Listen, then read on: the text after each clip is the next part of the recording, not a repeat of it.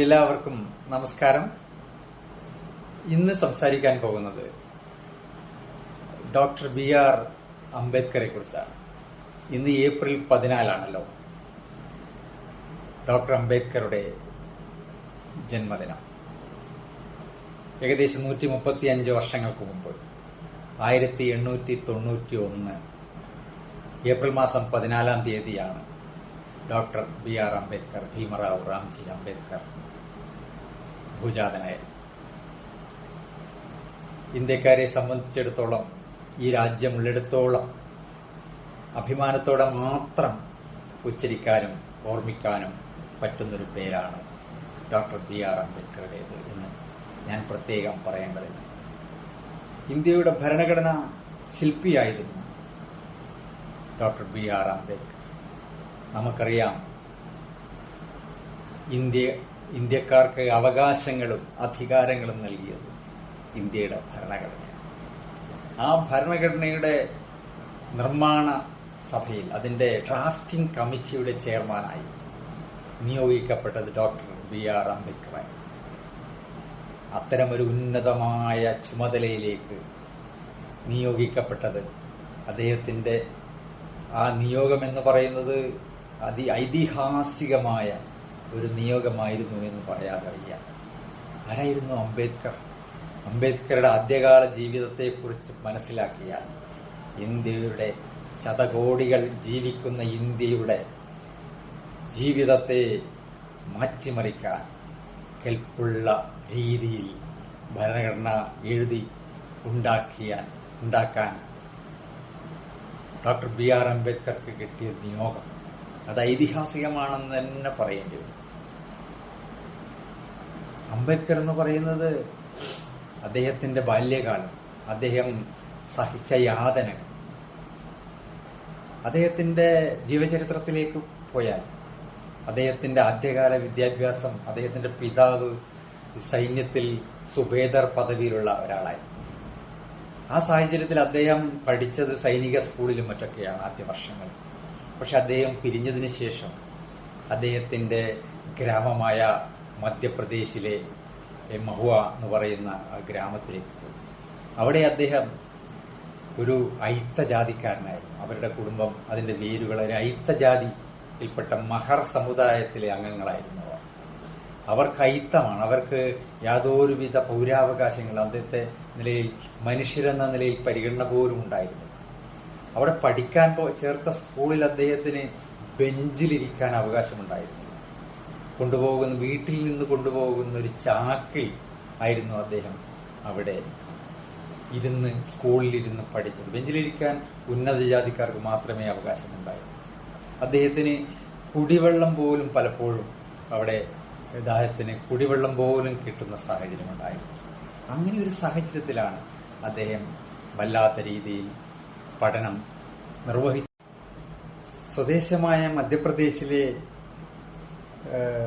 ഗ്രാമത്തിൽ നിന്നും പ്രാഥമിക വിദ്യാഭ്യാസം കഴിഞ്ഞ അദ്ദേഹം ബോംബെ യൂണിവേഴ്സിറ്റിയിൽ വെച്ച് ബിരുദം നേടുകയുണ്ടായി. തുടർന്നാണ് അദ്ദേഹത്തിന് പഠന മികവിന്റെ പേരിൽ ബറോഡ രാജാവായ ഗൈക്വാദിന്റെ അദ്ദേഹം ഏർപ്പെടുത്തിയ ഒരു സ്കോളർഷിപ്പിന്റെ ബലത്തിൽ കൊളംബിയ യൂണിവേഴ്സിറ്റിയിലും ലണ്ടൻ സ്കൂൾ ഓഫ് എക്കണോമിക്സിലുമൊക്കെയായി നിയമത്തിലും സാമ്പത്തിക ശാസ്ത്രത്തിലും മറ്റും ഡോക്ടറേറ്റ് നേടുകയും ചെയ്തു. തിരിച്ച് നാട്ടിൽ വന്ന അദ്ദേഹം ബോംബെയിലെ ലോ കോളേജിൽ പ്രിൻസിപ്പളായി നിയമിതനായി. അങ്ങനെ ഒരുപാട് ചുമതലകളിൽ അദ്ദേഹം നിയോഗിക്കപ്പെട്ടു. അതിനിടയിൽ തന്നെ അദ്ദേഹം പ്രത്യേകമായ രാഷ്ട്രീയ പാർട്ടി രൂപീകരിച്ച് പ്രവർത്തിച്ചു. അതുപോലെ സാമൂഹ്യ പരിഷ്കരണ പ്രസ്ഥാനങ്ങളിലും വളരെ സജീവമായി ഇടപെട്ടു. അദ്ദേഹത്തിന്റെ മുഖ്യമായ ദൗത്യം ജാതീയതയെ തകർക്കുക എന്നുള്ളതായിരുന്നു. അന്നത്തെ ഇന്ത്യൻ സാഹചര്യം എന്ന് പറയുന്നത് ജാതീയത ഏറ്റവും ഭീകരമായ രീതിയിൽ അതിന്റെ ഉച്ചനീചത്വങ്ങളോടെ കുടികുത്തി വാഴുകയായിരുന്നു. അതിനെ തകർക്കുക എന്നുള്ളൊരു നിയോഗമാണ് അദ്ദേഹം ജീവിതകാലത്ത് ഏറ്റെടുത്തത്. കോൺഗ്രസ്, അന്നത്തെ ദേശീയ സ്വാതന്ത്ര്യ പ്രസ്ഥാനത്തിന്റെ മുഖ്യ ചാലകശക്തിയായ കോൺഗ്രസ് ജാതീയതയെ വേണ്ട രീതിയിൽ പരിഗണിക്കുന്നില്ല എന്നുള്ള വിമർശനം അദ്ദേഹത്തിനുണ്ടായിരുന്നു. അതുപോലെ തന്നെ ഗാന്ധിയോടും അദ്ദേഹം ആ നിലയിൽ വലിയ കടുത്ത വിമർശനങ്ങൾ ഉന്നയിക്കുകയുണ്ടായി. ഗാന്ധിയും അംബേദ്കറും തമ്മിലുള്ള സംവാദങ്ങളൊക്കെ ചരിത്രത്തിന്റെ ഭാഗമാണ്. ആ നിലയിൽ അദ്ദേഹം വളരെ ശക്തമായി പ്രവർത്തിക്കുകയുണ്ടായി. ഒരുപാട് ഗ്രന്ഥങ്ങൾ, അനിഹിലേഷൻ ഓഫ് കാസ്റ്റ് പോലെയുള്ള മികച്ച ഗ്രന്ഥങ്ങൾ ചരിത്രപരമായിട്ടും തത്വചിന്താപരമായിട്ടും ഒക്കെയുള്ള സാമൂഹ്യശാസ്ത്രപരമായിട്ടുള്ള ഒട്ടേറെ ഗ്രന്ഥങ്ങളുടെ കർത്താവാണ് ഡോക്ടർ അംബേദ്കർ. ഇന്ത്യ സ്വാതന്ത്ര്യം പ്രാപിക്കാനുള്ള ഒരു സാഹചര്യം, ഇന്ത്യ സ്വതന്ത്രയാകും, ഇന്ത്യക്ക് സ്വാതന്ത്ര്യം നൽകുകയല്ലാതെ വേറെ നിവൃത്തിയില്ല ബ്രിട്ടന് എന്ന നില വന്ന സമയത്ത് ഇന്ത്യയിൽ ഭരണഘടന നിർമ്മാണ സഭ രൂപീകരിക്കുകയും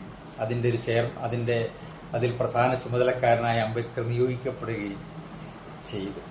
അദ്ദേഹം സ്വതന്ത്ര ഇന്ത്യയിൽ നിയമമന്ത്രിയായി, അതുപോലെ ഒരുപാട് തുടർന്നുള്ള മന്ത്രിസഭകളിലും അദ്ദേഹം വിവിധ ചുമതലകൾ നിർവഹിച്ചു.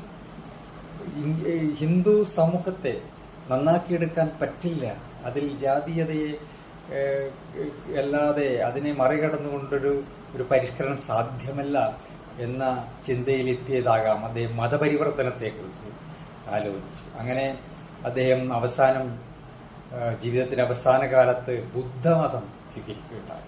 1956 5 ലക്ഷത്തോളം അനുയായികളോടൊപ്പം അദ്ദേഹം ബുദ്ധമതം സ്വീകരിക്കുകയുണ്ടായി. തുടർന്ന് 1956 ഡിസംബർ 6 തന്നെ അദ്ദേഹം നമ്മളോട് വിട പറയുകയുണ്ടായി. ഡോക്ടർ BR അംബേദ്കർ എന്ന് പറയുന്ന ഐതിഹാസികമായ ഒരു ജീവിതം ജീവിച്ച മനുഷ്യൻ, അദ്ദേഹം ഈ രാജ്യം ഉള്ളിടത്തോളം ഓർമ്മിക്കപ്പെടും എന്ന് മാത്രം പറഞ്ഞുകൊണ്ട് അദ്ദേഹത്തിന്റെ മഹത്തായ ലെഗസിക്ക് മുന്നിൽ തലകുനിച്ചുകൊണ്ട് പിൻവാങ്ങുന്നു. നിങ്ങൾക്കെല്ലാം നന്ദി.